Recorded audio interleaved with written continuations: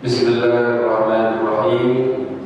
Assalamualaikum warahmatullahi wabarakatuh.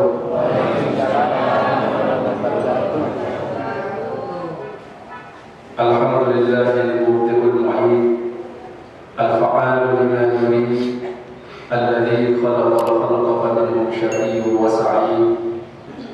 Fahadha qarrabahu li hadratihi wa hadha ashqahu fa huwa wa'id. Asyhadu an la ilaha illallah wa asyhadu anna Muhammadan abduhu wa rasuluh, afdhalur rusuli wal 'adid. Allahumma shalli wa sallim wa barik wa karim ala habibina wa syafi'ina wa qurrati a'yunina Muhammad wa ala alihi wa sahbihi wa sallim tasliman katsira. Amma ba'd. Nawaitu ta'allum wa ta'lim wal-ifadah wal-istifadah wal-nafa wal-intifa' lillahi ta'ala. Yang saya muliakan para alim, para ulama, para asatidz, ustaz-ustazah yang turut hadir. Yang saya muliakan para sesepuh dari desa dan perangkat desa yang hadir pada sore hari ini. Begitu juga para hadirin hadirat, Bapak Ibu, yang semoga senantiasa dirahmati oleh Allah, diberikan panjang umur, barokah umurnya, barokah rezekinya, senantiasa dalam ridha Allah Subhanahu wa taala. Amin. Allahumma amin. Bapak Ibu, mari kita bersyukur kepada Allah Subhanahu wa taala. Sore hari ini kita diberikan kemudahan duduk di majelis ilmu. Duduk di majelis ilmu ini Bapak Ibu, cukup duduk saja, walaupun ngantuk-ngantuk itu sudah dapat maghfirah. Didoakan oleh para malaikatnya Allah agar mendapatkan rahmat dan ampunannya dari Allah Subhanahu wa taala. Apalagi kita sekarang masuk pada akhir dari bulan Ramadan. Di 10 akhir bulan Ramadan, di mana di sini pastinya semakin banyak lagi rahmat dan maghfirah yang Allah akan diturunkan.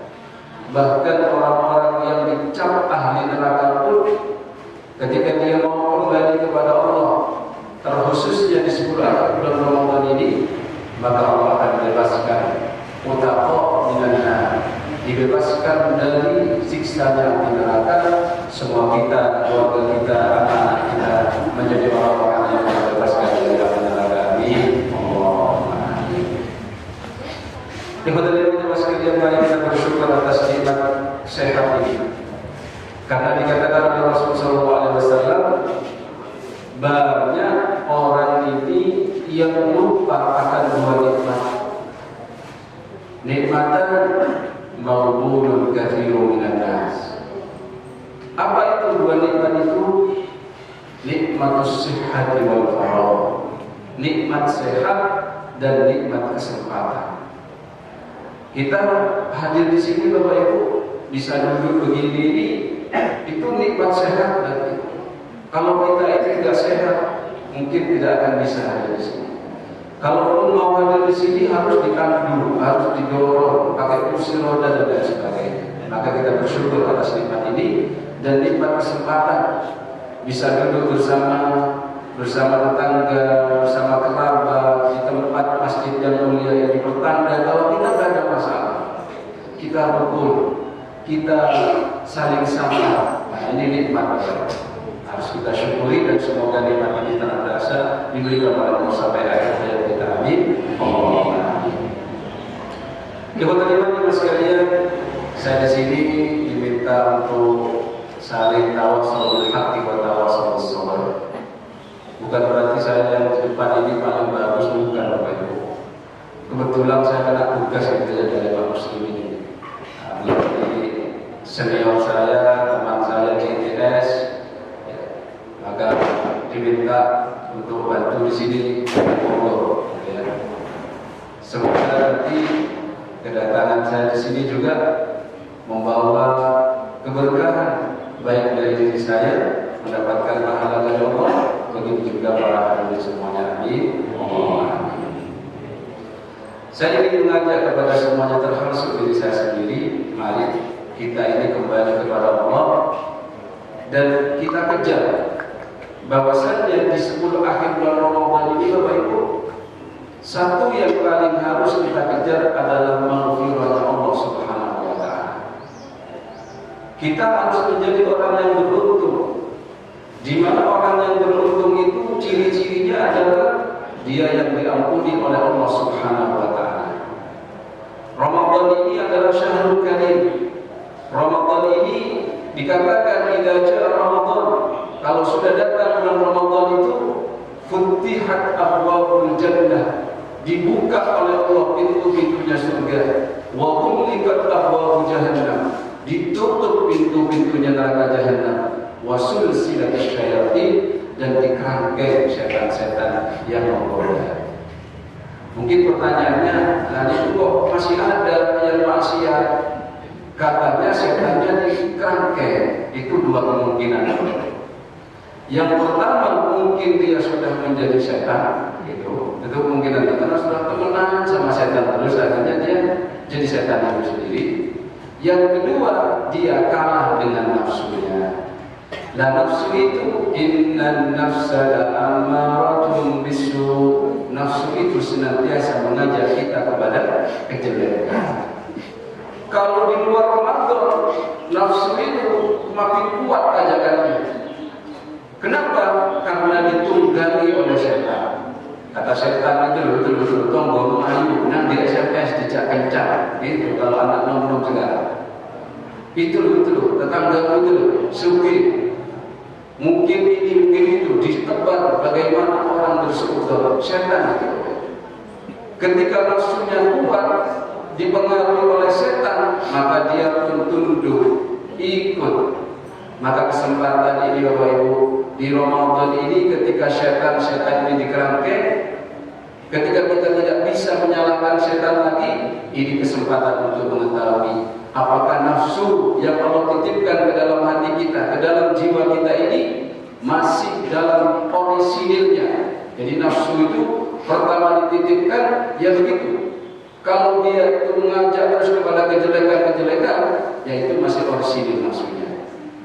Agak tinggi nafsu lawwamah. Kalau tadi nafsu ammarah bisu.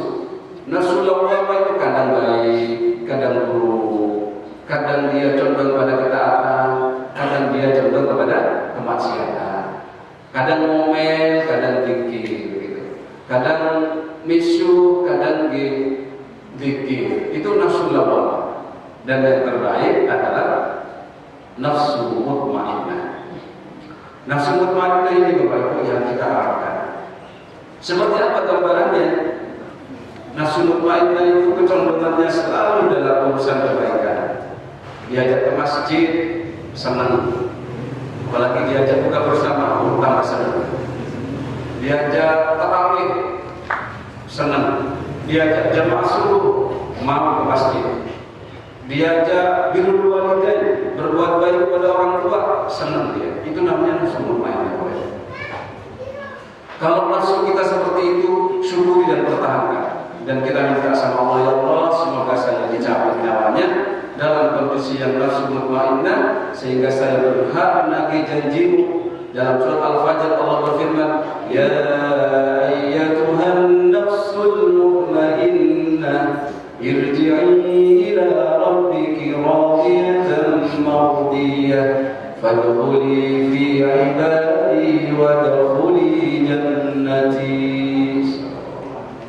Jadi nafsu mutmainnah itu nanti kalau pulang ke hadirat Allah sama Allah ditimbang.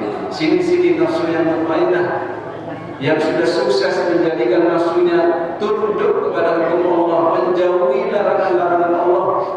Disuruh apa? Disuruh masuk ke dalam surga Allah sebagai bentuk keridhaan Allah. Ini yang kita cari. Semoga Ramadan ini menjadi madrasah untuk kita, agar nafsu kita yang dulunya mungkin lawwamah, dulunya mungkin masih ammarah bisu, menjadi nafsu yang tenang, jiwa-jiwa yang kembali kepada Allah dalam keadaan bertauhid kepadanya, la ilaha illallah Muhammadur Rasulullah. Amin Allahumma amin. Yang kedua, cara mentazkiyah nafsu itu pertama kali yang harus dilakukan adalah dengan menyucikan dia dari kotoran atau dosa-dosa kemaksiatan. Itu baru baik. Kalau masih banyak itu dosanya, berat. Kira-kira kita ini banyak dosa juga, banyak. Iya Pak.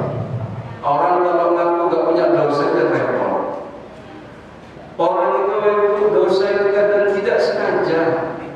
Kadang awalnya cuma curhat-curhat begitu, kemudian rasa-rasa. Awalnya curhat, tapi ke ujung-ujungnya ada rasa-rasa.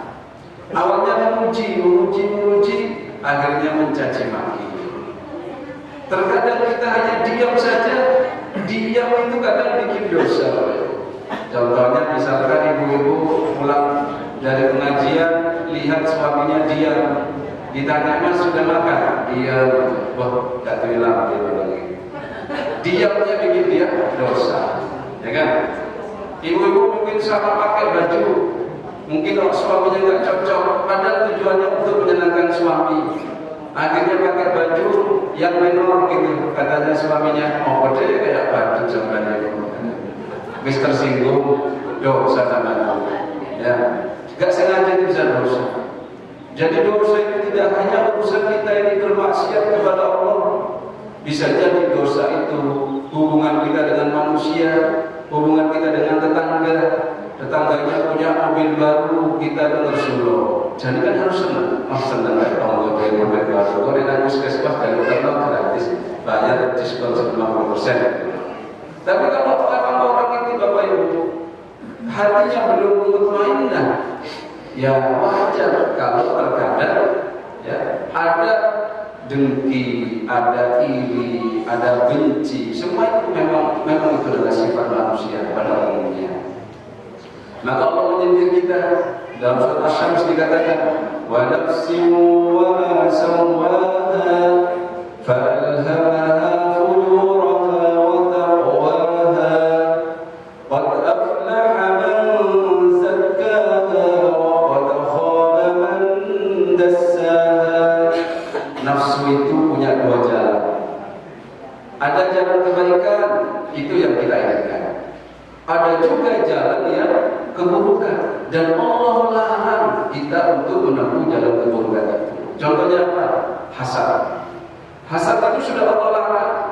Nabi-Nya menyampaikan, iyyakum wal hasada fa innal hasada ta'kulul hasada kama ta'kulun nar al-hatab. Jangan sampai ada hasad dalam diri kita, kata Nabi, hindari itu. Karena kalau orang punya hasad, punya dengki dalam hatinya, kebaikannya akan habis, termakan dengan hasadnya itu. Seperti apa? Seperti kayu bakar dibakar dengan api, cepat ya. Apalagi musim kemarau kayak ini, sudah mau masuk kemarau, untuk kebakar cepat habis. Nah, bagaimana Pak ciri-cirinya hasad itu? Hasad itu ciri-cirinya kalau panjenengan rasa ada orang, saudara, apalagi tetangga, apalagi punya nikmat lalu kita jengkel. Seharusnya kan kalau dia itu punya nikmat, kita itu senang, ya Pak, Ibu ya. Kalau sampai dengan itu berarti imannya sudah bagus. Katanya tidak beriman seseorang sampai dia itu mencintai saudaranya seperti dia mencintai dirinya sendiri. Berarti kalau saudaranya itu dapat nikmat lalu dia senang, berarti dia imannya bagus. Lah orang hasad itu beda. Kalau saudaranya punya nikmat, dia tidak suka. Kalau saudaranya punya nikmat, dia merasa kok dia sih yang dapat nikmat itu, kenapa enggak saya? Nah, itu yang hasad tadi. Saya tuh punya cerita dari istri saya. Sebenarnya yang cucunya saya konawal bukan saya Pak. Cucunya saya konawal itu masih cicitnya istri saya. Jadi kalau ada di Bangkalan main-main, saya aslinya Madura Bangkalan. Kebetulan saya mertua itu masih cicitnya saya konawal. Walaupun ada dari sisi mertua, kadang dari jamaah, habis ziarah, main ke rumah itu ada. Monggo Bapak kalau mau main, tinggal kolega saya. Kebetulan kalau saya di Bangkalan, nanti kita ketemu di sana. Nah, istri saya itu waktu S2 punya dosen cerita saja. Saya dulu saya itu dulu pengulu katanya. Kemudian dia tak kuat jadi pengulu. Kenapa? Ya mungkin dia itu merasa ada hasad di hatinya. Lalu dia pensiun jadi dosen. Kenapa dia merasa nggak enak? Kalau saya nak nikahin orang cowok, laki nggak pakai ganteng, oleh itu wah itu nggak terima. Penghulu nggak terima. Kok iso? Kok gak aku aja? Akhirnya daripada tertekan hati penghulu terus pensiun juga keluar dari penghulu itu jadi dosen. Kalau jadi dosen kan anak semua gitu ya. Nggak ada yang begitu. Hati-hati Pak. Kalau banyak dengan lihat temannya itu, ya, ada tetangganya itu gak pakai ganteng, kemudian dapat yang cantik, ya wis lah jangan begini. Ini main dulu ya. Jangan begitu ya. Mungkin itu dulu si perempuan itu patah hati, trauma kalau cowok ganteng, lalu pilih cowok sing elek, gitu. Bisa begitu. Jadi atau juga sebaliknya. Saya dulu mau nikah itu teman saya bilang, ini calon saya nih bang katanya. Iki di pesantren itu seneng mau pakai, tapi dia pilih apa? Padahal aku udah pakai iya aja. Nah, itu Bapak Ibu, masya Allah, aja dia jodoh tidak bisa dipungkiri. Maka Bapak Ibu, mari kita perbaiki. Karena hasad benci itu bikin kita dosanya nambah, amal hilang, gitu. Maka di bulan Ramadan, sebelum akhir bulan Ramadan ini, jangan sampai pas Lailatul Qadar turun, justru kita kena hasad, kita kena dosa, Allah rugi kita. Padahal apa? Allah menyampaikan, Inna anzalnahu fi lailatul qadr, wa ma adraka ma lailatul qadr, lailatul qadr khairun min alfi syahr. Kami turunkan Al-Quran di Lailatul Qadar. Lailatul Qadar itu katanya khairun min alfi syahr, lebih baik dari 1000 bulan.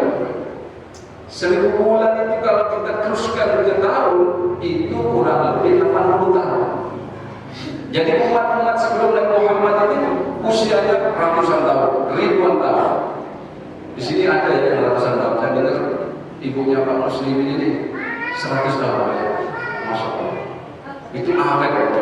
Orang-orang sepuh itu kenapa awet?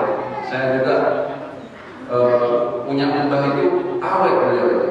Sudah sepuh gak pakai kacamata. Kenapa? Gak kebanyakan lihat HP. Matanya beliau sehat. Gak banyak lihat televisi, Quran atau apa gitu. Gak neko-neko, jarang maksiat. Itu yang bikin awet. Nah kalau umur 30 mungkin itu kebanyakan maksiat telinganya. Umur 25 tahun nggak bisa lihat, mungkin kebanyakan lihat HP. Tapi hati-hati, jangan-jangan nanti gara-gara sering bercahaya wajahnya itu bukan cahaya Quran, tapi cahaya HP.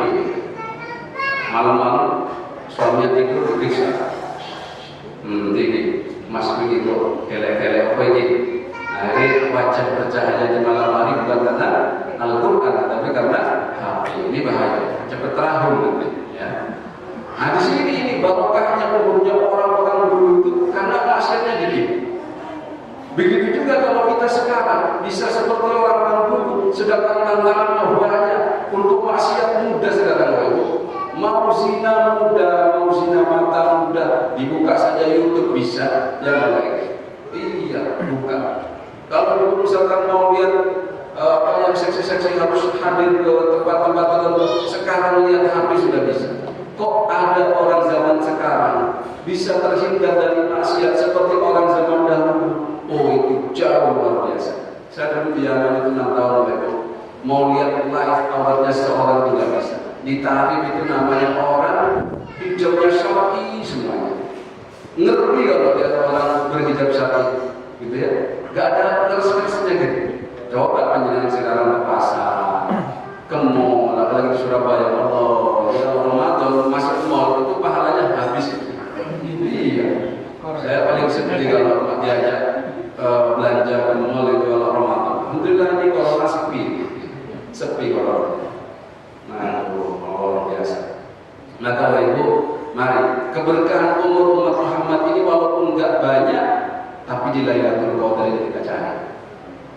Kata Nabi Shallallahu Alaihi Wasallam dalam sabdanya, "A'maru ummati, umurnya umatku ini, baina sittin wa sab'in, antara umur 60 sampai 70 tahun." Kalau ada yang lebih dari itu, bonusnya luar biasa itu.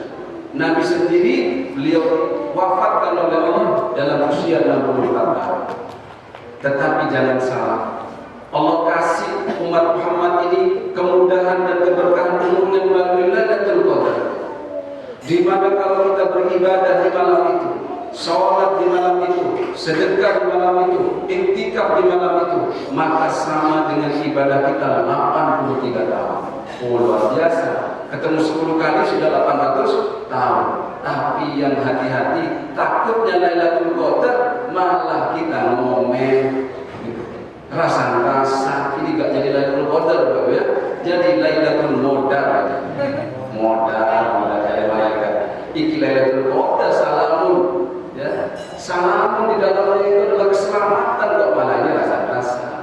Malah ngomel. Maka nanti 10 akhir bulan Ramadan ibu-ibu nanti jangan banyak ngomel ya Pak ya. Bapak-bapak juga jangan banyak marah-marah sama istrinya. Senyum terus, ketemu senyum. Mas, senyum meneh. Senyum ke istri itu lebih sulit Bapak daripada senyum ke istrinya orang. Benar. Berbuat lemah lembut itu lebih sulit kepada suami sendiri daripada ke suaminya orang. Makanya kata Nabi, khairukum li ahli wa ana khairukum li ahli. Sebaik-baik dari kalian, kata Rasul, yang paling baik kepada keluarganya, dan aku ini contohnya, kata Nabi, sepertilah aku, kata Nabi, aku yang paling baik kepada keluarga. Oh, Nabi itu gak pernah panjenengan meriwayatkan hadis Nabi mukul istrinya, gak pernah. Bentak-bentak anaknya. Beliau punya pembantu yang namanya sahabat Anas bin Malik. 15 tahun katanya beliau itu melayani Nabi, gak pernah dibentak. Ya Allah, betapa lembutnya Nabi ya. 15 tahun, gak pernah dibentak. Pernah disuruh-suruh gitu, lupa beliau main-main karena masih kecil, dicari sama Nabi, mana ini Anas ini. Kemudian ketemu, dikasih tahu, ayo yang saya suruh tadi ditunaikan itu baru main. Seperti itu, bukan diseramkan paku gitu. Luar biasa. Maka mari Lailatul Qadar ini selain kita banyak istighfar, memperbaiki diri. Karena taubat itu ada 3 cirinya. Taubat nasuha yang diberitakan oleh Allah, ya ayyuhalladzina amanu tubu ilallahi taubatan nasuha. Apa ciri-ciri orang yang bertaubat nasuha? 1, ayyuklika 'anil ma'siyah. Dia berhenti terhadap maksiat yang dia lakukan. Yang kedua adalah wa ayyadama 'ala fi'lih. Dia harus menyesali apa yang dia perbuat dalam dosa-dosa. Dan yang ketiga adalah wa ayyazima alla yaquda alaih. Dia berazam untuk tidak mengulangi dosa kemaksiatan tersebut. Pertanyaannya Bapak Ibu, kalau kita nggak tahu ilmunya, kalau kita nggak tahu kalau itu dosa, gimana kita mau menyesal? Ya. Contohnya begini, bapak-bapak misalkan, dia tidak menafkahi anaknya, istrinya, dengan dalih misalkan, lah istri saya Pak, wis duwe penghasilan dhewe niku. Dia juga bertani, ada pemasukan sendiri. Dia juga berdagang, ada pemasukan sendiri. Ya ngapain saya mau kasih nafkah? Padahal ada perintahnya. Wa 'alal mauludi, ya. Bahwasanya perintahnya liyunfik dzul sa'atin min sa'ati. Suruh infakkan bagi orang yang punya itu. Begitu juga kepada anak-anaknya. Nah, kalau orang itu tidak paham kalau itu wajib, Bapak Ibu, dia tidak akan merasa bahwasanya itu dosa. Gitu. Sama ketika seorang istri misalkan berbicara lantang kepada suaminya, nadanya lebih tinggi dari suaminya itu. Kalau ulamanya volume suami itu 7, dia 9. Nah, kalau dia merasa itu tidak dosa, Bapak Ibu, itu tidak akan ada rasa taubat. Makanya pentingnya duduk di majelis ilmu, belajar ilmu, biar tahu, oh ini dosa, ini enggak dosa, ini boleh, oh ini halal, ini haram. Coba kalau kita enggak tahu itu. Padahal Nabi sudah menjelaskan, innal halal bayyin wa innal haram bayyin. Yang halal sudah jelas dan yang haram sudah jelas. Contoh misalkan sekarang, yang dosa besar saja kadang orang enggak tahu. Kadang dia nanya,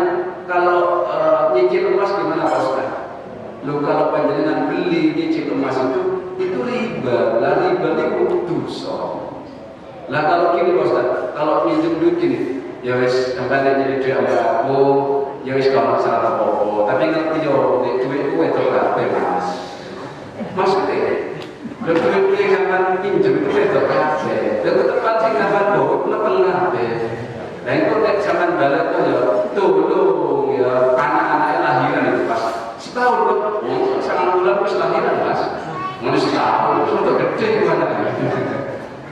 Muka apa kesel Mas, apa kesel? Allah, itu dosa riba. Hati-hati. Kadang orang kalau nggak tahu kalau itu dosa, itu biasa gitu loh.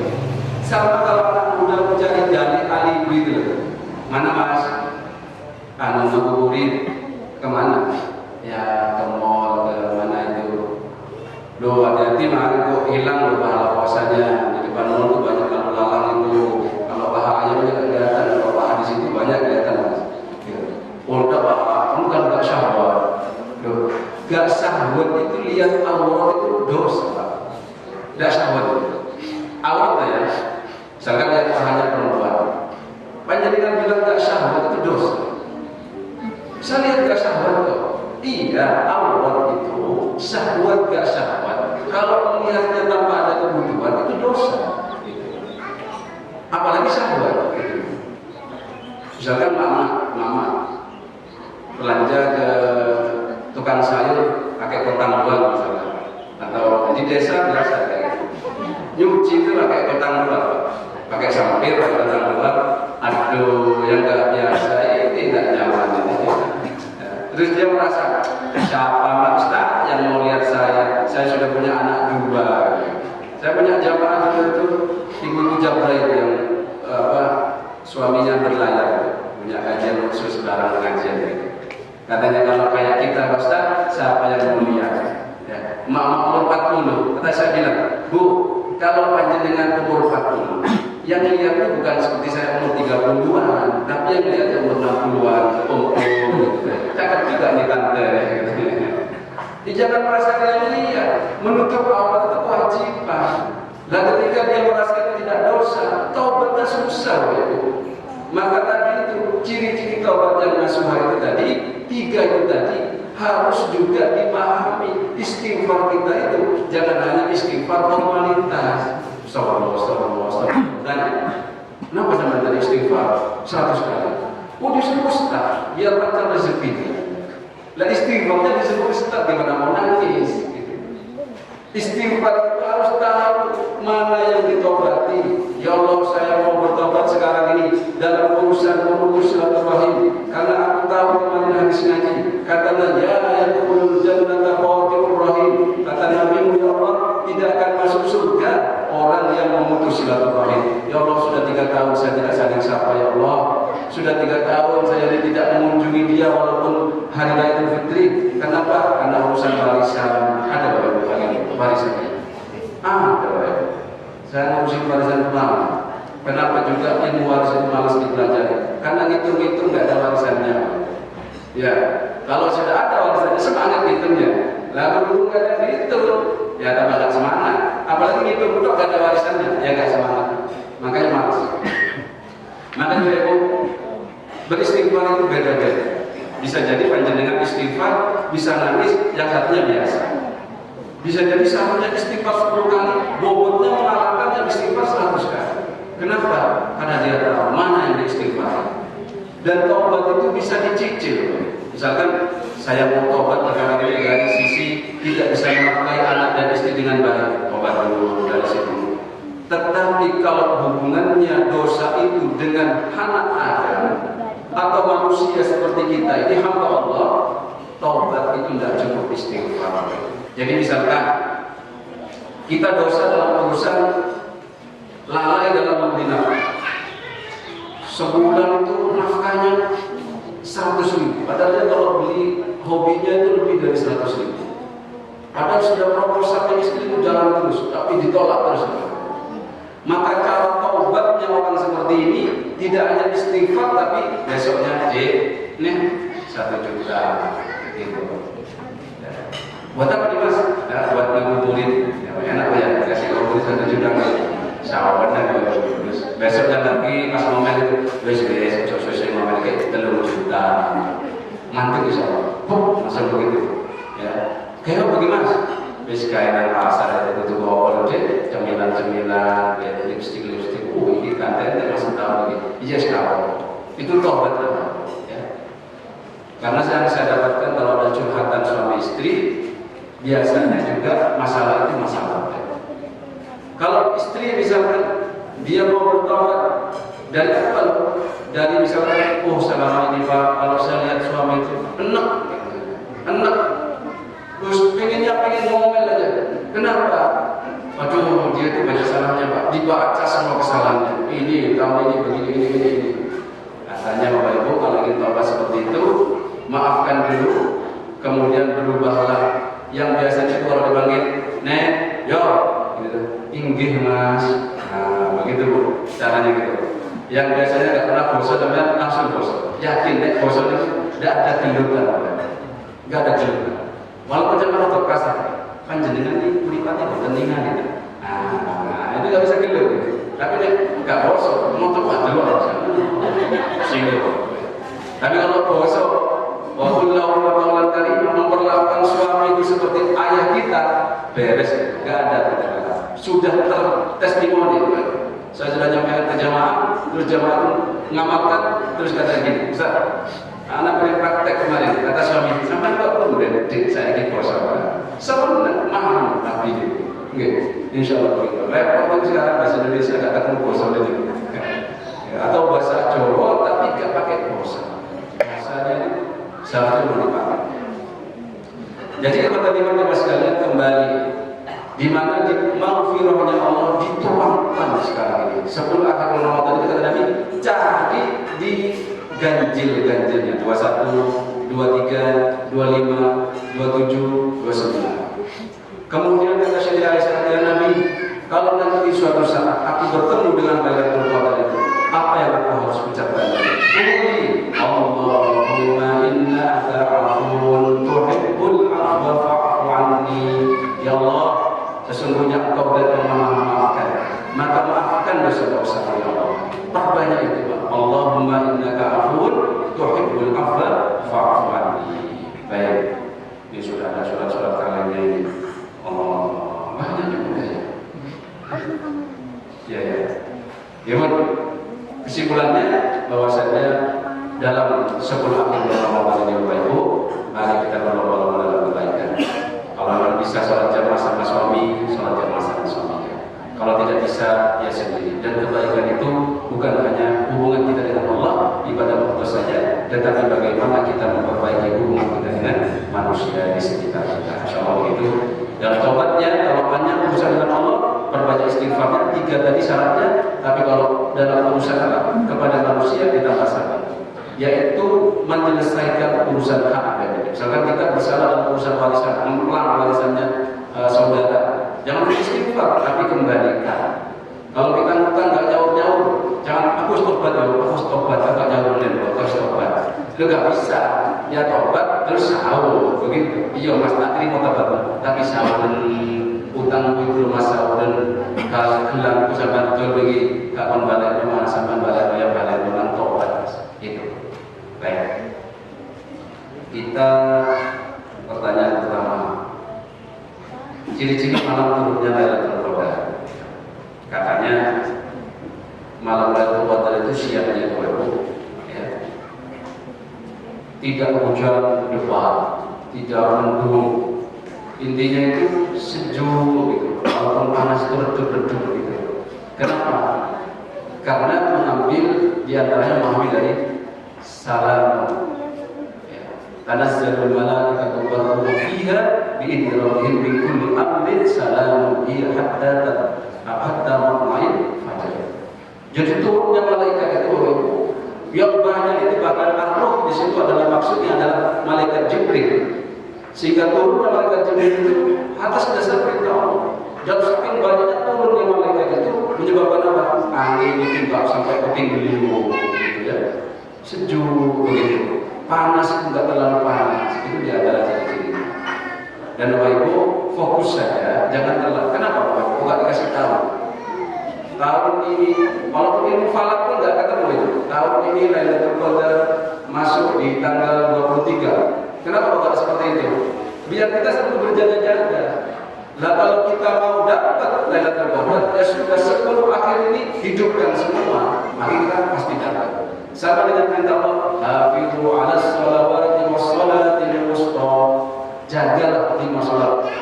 Kemudian jagalah salat wusta. Kan berbeda pendapat para ulama. Yang satu mengatakan salat wusta itu adalah subuh. Yang satu adalah itu asar, itu zuhur. Nah, kalau kita ingin dapat semua pendapat, jaga saja 5 salat waktu itu. Insya Allah kita dapat keutamaan salatul wusta. Sama dengan ini. Kemudian yang kedua adalah masjid makmur. Masjid makmur itu masjid yang seperti apa? Masjid makmur itu apa? Orang yang memakmurkan masjidnya Allah itu adalah orang yang bertakwa. Dan dikatakan sab'atun yudhilluhumullahu wa la dhilla illa dhilluh. Ada 7 golongan yang akan diberi naungan oleh Allah di hari pada mahsyar dan tidak ada naungan kecuali nama Allah. Yang mana di situ matahari itu hanya 1 jengkal dari kita. Jadi ada yang tenggelam dengan keringatnya sampai ke lututnya, ada yang sampai ke pusatnya, ada yang sampai ke lehernya. Satu di antara ciri-cirinya adalah rajulun qalbuhu muta'alliqun bil masajid. Laki-laki seseorang yang hatinya itu gumantung dengan masjid. Maksudnya kalau hayya 'alas shalah datang ya. Jadi maknanya masjid itu kalau zaman Nabi, masjid itu ditempati sebagai sholat waktu iya, sebagai tempat musyawarah iya, untuk mencari ilmu iya, untuk tahajud iya, untuk qiyamul lail iya. Jadi makmur masjid itu. Sing repot itu masjid habis sholat dikunci. Toiletnya sudah dikasih tulisan. Konten Anda bayar 1.000. Kalau ke masjid ente infak berapa? Tersinggung. Apalagi ke situ nggak bawa duit. Ya Allah. Jadi masjid itu sangat welcome kepada para jemaahnya. Bahkan tidur di masjid boleh asalkan menjaga najisnya, jangan ngiler-ngiler di situ, nggak boleh. Tidur nggak apa di situ. Dia ketika di situ tidur nanti masuk di malam 21 keluar malam hari raya. Itu berarti kan tidur juga di masjid. Luar biasa.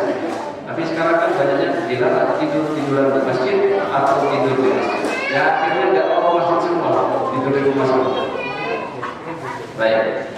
Cara menghindari dari hati yang masuk. Ya. Yang pertama minta sama Allah berdoa, Allah hilangkan penyakit-penyakit hati kami. Kemudian juga tadi percayalah kepada qada dan qadar Allah. Misalkan ini ada 4 kriteria yang Allah catat, ya, yang Allah catat sebagai itu adalah takdir. Contohnya jodoh, rezeki, apalagi mati, ya. Itu kita harus percaya. Jadi kalau ada tetangga kita musuh itu oleh orang dulu, kan nggak percaya. Nah, itu kan kita nggak percaya. Berarti kalau kita nggak percaya, seakan-akan kita nggak terima terhadap qada dan qadarnya Allah. Sama dengan ini, usahanya bisa sama, tapi rezekinya bisa beda, gitu ya. Jadi sama jualan di pasar, satunya jualan apa? Satunya jualan kain, satunya juga jualan kain. Itu rezekinya bisa beda. Kadang usahanya sama, bukanya sama. Kadang ini juga buka telat-telat, tapi rezekinya beda. Maka itu rezeki itu Allah yang tuliskan. Loh Pak, kalau sudah dituliskan kamu kerja, loh tidak bisa seperti itu. Rezeki itu ada yang kita nggak kerja di dapat, ada yang kita harus ngambil, gitu. Kayak rezekinya petani sama Allah ditabung di mana? Di sawah. Ada rezekinya pelayan, nelayan, Allah tabung di mana? Di laut. Saya juga begini, kerja, jualan herbal saya, jualan madu yang asli, bukan madu yang bisa masak, madu yang asli. Kemudian jualan apa saudara, saya lihat kan itu dari rezeki Allah, ya. Itu sama jualannya, terkadang binaan saya bisa nyampe gajinya dari saya. Begitu juga semua yang Allah takdir itu harus diimani. Kadang kalau tidak beriman itu maka hasadnya timbul. Jadi misalkan ya, hasad itu tidak jauh-jauh dari profesinya. Pedagang hasadnya sama pedagang. Ulama bisa jadi hasadnya sama ulama.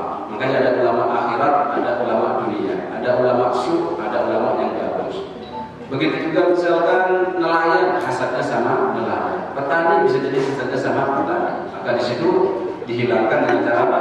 Meyakini bahwasanya takdir Allah itu pasti terjadi. Ya. Makanya saya pernah dulu pijat refleksi dulu, habis jalan-jalan, pijat di Royal di Surabaya, di Royal Plaza. Saya ke situ kok bagus, ada taktilnya. Tempat pijatnya itu pakai rotan, terus saya ke situ, saya pijat. Terus saya tanya, Pak, sini Islami apa ya? Tempat pijatnya pakai Al-Quran.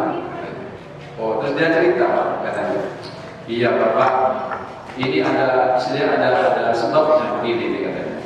Bapak kalau ingin tahu, kesini Pak ya, pagi-pagi berangkat jam 8 masuk ke Royal Plaza. Ini persaingan sudah gak sehat. Terus apa? Waduh, satu sana banyak minyak, sana minyak. Pakai ini, pakai penglaris, pakai cukur. Kata dia, saya pernah gak punya pelanggan itu. Udah jadi di depan saya gitu. Tak panggil, gak nolak. Bu, itu gak nolak. Terus tak parah nih kata ceklit. Bu, loh, bukan. Tak kira betul. Dari gitu. Jadi orang yang pakai penglaris itu Pak, nggak yakin kalau rezeki itu dari Allah. Dia tuh yakin kalau rezeki dari pembeli. Maka itu tidak tauhid itu. Jadi kalau nggak yakin rezeki dari Allah, akhirnya timbul kasut. Ya. Yang terakhir di sini dampak. Apakah dampak membagi waris secara tidak adil? Banyak dampaknya. Dampak pertama, silaturahimnya putus. Yang dulu saling sapa dan kenal. Makanya dalam urusan waris itu paling pasnya adalah kembalikan kepada hukum Allah. Apa yang Allah sampaikan dalam Al-Quran, laksanakan. Apa yang disampaikan dalam hadis, laksanakan. Apa yang ulama ijtihadkan, baik itu dari kalangan para sahabat, salaful ummah, kemudian juga para ulama kita seperti Imam Syafi'i, Imam Hambali, Imam Ahmad dan sebagainya ya. Maka itu kita laksanakan, insya Allah aman. Jadi kalau warisannya suka-suka, apalagi suka-sukanya terpaksa, itu yang berbeda. Saya kira itu ya. Mohon maaf atas segala kekurangan. Semoga yang sedikit ini menjadi ilmu yang manfaat, khususnya bagi yang menyampaikan. Subhanallah wa bihamdika, asyhadu an la ilaha illa anta, astaghfiruka wa atubu ilaik. Wassalamualaikum warahmatullahi wabarakatuh.